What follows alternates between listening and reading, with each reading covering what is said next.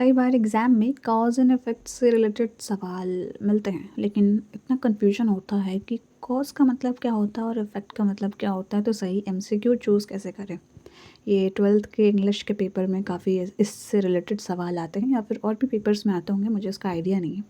लेकिन cause and effect, इसको अगर एक्सपैंड करके बोले अलग अलग करके, तो कॉज़ एंड इफ़ेक्ट बोला जाता है।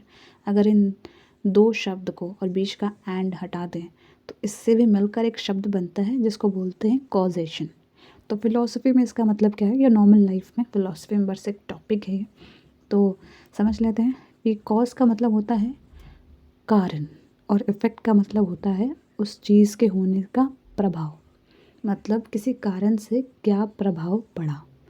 अब इसको एक एग्जाम्पल से समझते हैं कि जैसे जब प्री बोर्ड्स का टाइम होता है या होता था स्कूल लाइफ में, तब स्कूल नहीं जाते थे कि नहीं घर पर बैठकर पढ़ना है। तो कारण क्या होगा यहाँ पर आपका, कि आपको घर पर बैठकर पढ़ना है, स्कूल नहीं जाना है। तो इससे इफ़ेक्ट प्रभाव क्या पड़ेगा, कि आप शायद ये सोच सकते हैं कि घर पर बैठकर पढ़ने से प्री बोर्ड से पहले अच्छे से पढ़ाई होती है। तो आई थिंक ये बिल्कुल क्लियर हो गया होगा। और ऐसा ज़रूरी नहीं है कि किसी एक कारण का एक ही प्रभाव पड़े, कई कारणों को मिलाकर भी एक प्रभाव पड़ता है। जैसे ये कि एक नॉर्मल ट्रेंड देखा क्या है, या आपने भी अपने स्कूल लाइफ में देखा ही होगा ये ट्रेंड अपने क्लासरूम में।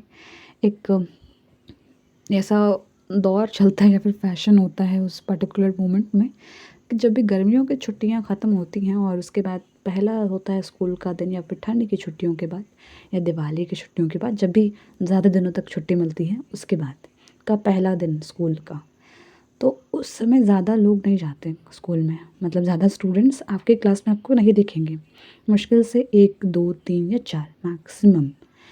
तो ये क्या हो गया, प्रभाव। किसका प्रभाव हुआ ये, कि आपको जो गर्मियों की छुट्टी में छुट्टी तो मिली, उसमें बहुत इन्जॉय किया। किया क्या, कारण क्या, मतलब क्या किया, बहुत इन्जॉय किया।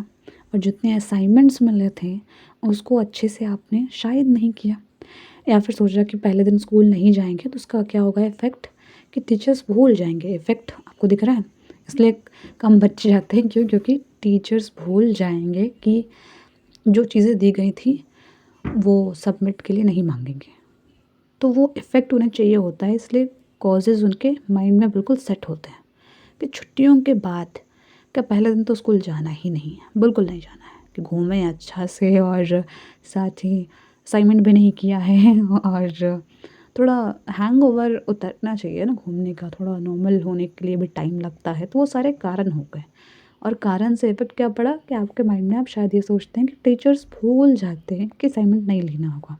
लेकिन उसके बाद भी हम सभी स्कूल गए हैं, तो टीचर्स ने मोस्टली सबसे तो मांगा ही है। कुछ को इस एग्जाम्पल का फ़ायदा मिल जाता है कि कुछ लोग बिल्कुल ही कोई असाइनमेंट सबमिट नहीं करते हैं, वो एक्सेप्शंस होते हैं, अलग एग्जाम्पल्स।